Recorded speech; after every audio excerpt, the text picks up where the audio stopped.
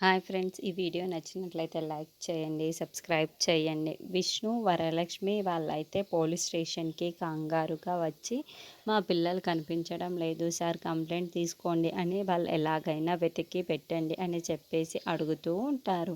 ఆ మాటలు వినగానే అక్కడున్న పోలీస్ ఆఫీసర్ అయితే మీరు కొంచెం కూర్చొని మాట్లాడండి అని చెప్పేసి అంటూ ఉంటాడు. ఆ మాటలు వినగానే అక్కడున్న విష్ణు వరలక్ష్మి వాళ్ళైతే అక్కడ కూర్చొని మా పిల్లలు కనిపించడం లేదు, ఎక్కడికి వెళ్ళిపోయారో మాకు చాలా కంగారుగా ఉంది, మీరే ఎలాగో కనిపెట్టి చెప్పండి అని చెప్పేసి అంటూ ఉంటారు. ఆ మాటలు వినగానే అక్కడున్న పోలీస్ ఆఫీసర్ అయితే మీరు ఈ మధ్య ఎప్పుడైనా గొడవలు పడ్డారా అని చెప్పేసి అడుగుతూ ఉంటాడు. ఆ మాటలు వినగానే అక్కడున్న వరలక్ష్మి విష్ణు వాళ్ళైతే అవును, మేమిద్దరం గొడవలు పడ్డాం అని చెప్పేసి అనుకుంటూ ఉంటారు.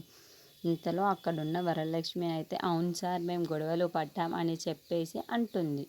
ఆ మాటలు వినగానే అక్కడున్న పోలీస్ ఆఫీసర్ అయితే ఎందుకమ్మా పిల్లల ముందు ఇలా గొడవలు పడుతున్నారు, అది పెద్దగా గొడవలు పడితేనే వాళ్ళు ఇలా చేస్తూ ఉంటారు, మీకు తెలియదా అని, ఆ మాత్రం కూడా పిల్లల్ని ఎలా ఉంచాలో వాళ్ళ ముందు ఎలా ఉండాలో కూడా మీకు తెలియదా ఆ మాత్రం అని చెప్పేసి అంటాడు. ఆ మాటలు వినగానే అక్కడున్న విష్ణు వరలక్ష్మి వాళ్ళైతే సిగ్గుపడిపోతూ తలనైతే కిందకు దించేసుకుంటూ ఉంటారు. ఇంతలో అక్కడున్న వరలక్ష్మి విష్ణు వాళ్ళైతే ఎలాగైనా మా పిల్లల్ని మాకు ఎక్కడున్నారో కనిపెట్టి చెప్పండి సార్ అని చెప్పేసి అంటూ ఉంటారు. ఆ మాటలు వినగానే అక్కడున్న పోలీస్ ఆఫీసర్ అయితే ఇదంతా మీరే చేసుకొని పిల్లలు వెళ్ళిపోయాక మీరు మా మీద పడతారు కదా, మాకు అదే వచ్చింది తలనొప్పి, ఇప్పుడు పిల్లల ముందు ఎందుకు అలా గొడవలు పడడం, పిల్లల మనస్తత్వం ఎలాంటిదో మీకు తెలిసి కూడా మీరు ఎందుకు ఇలా చేస్తారో మాకు అర్థం కాదు,